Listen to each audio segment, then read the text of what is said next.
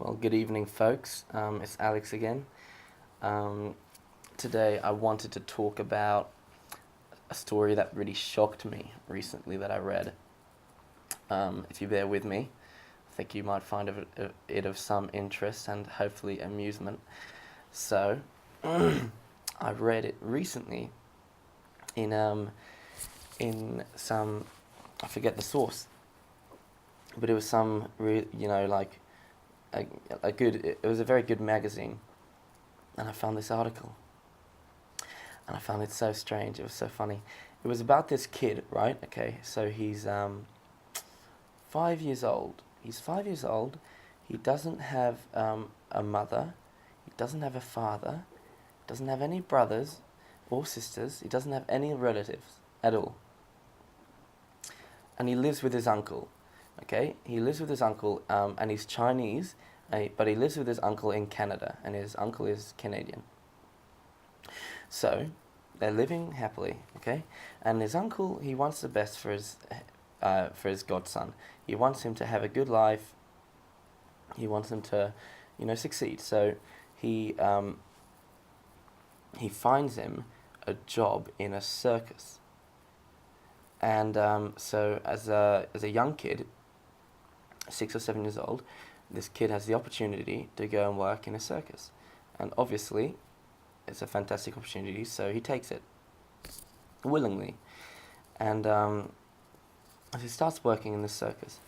And I don't know if you know, but in Canada, I remember in this article it said that there's a big market for circuses, and it's considered a growing and flourishing industry.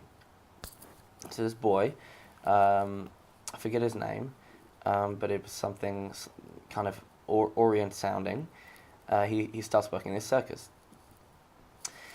and he is a handstand boy. Now, for those of you who don't know much about circuses, a handstand boy is, you got the jugglers, you got the guys who do flips, you got the dance routine guys, and the guys who train animals, right? And you got the handstanders, and is the one that during the show or for a bit they have their handstand moment, and they do great things on their hands. They just very skilled with their just using their hands literally as their feet. They can do a lot of interesting stuff. So from a very early age, he gets to master this profession, and he spends 12 or 13 years in this circus, and he reaches the pinnacle of that niche of the circus industry, and he becomes one of the most talented and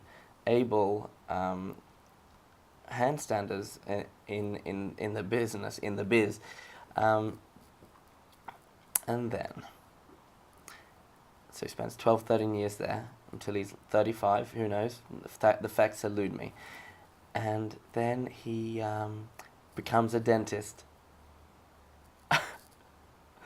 He goes from the pinnacle of his profession. He goes from being one of the world masters of that certain part of circusry to being a dentist. He spends 3 years wasting his life learning about teeth to get this diploma in dentistry to become a dentist, after spending 13 years of his life becoming one of the best in the circus. And now he's literally examining people's I can't even remember what that tooth is. The front ones and the back ones and all of them. The molars, that's the back ones. And the wise ones at the back, they're really fun. But this guy, oh my goodness, I just sat there laughing for so long. And I really respected the author as well, because the way it was written was in such a sarcastic style. He was being like, oh yeah, it's so great that he found this new job, and I was just like, I get you, man, I get exactly what slant you're coming from. But I just found it absolutely hilarious. I wanted to share it with you guys, how that happened in that little Chinese boy's life. And now he's like, he gives money to his uncle. It's like, why do you do that? Your uncle's fine.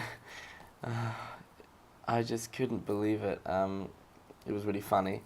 So that was my that was your Alex nourishment for today, and hope you enjoyed it. And get back to me with all your funny stories of the week. I'd love to hear them.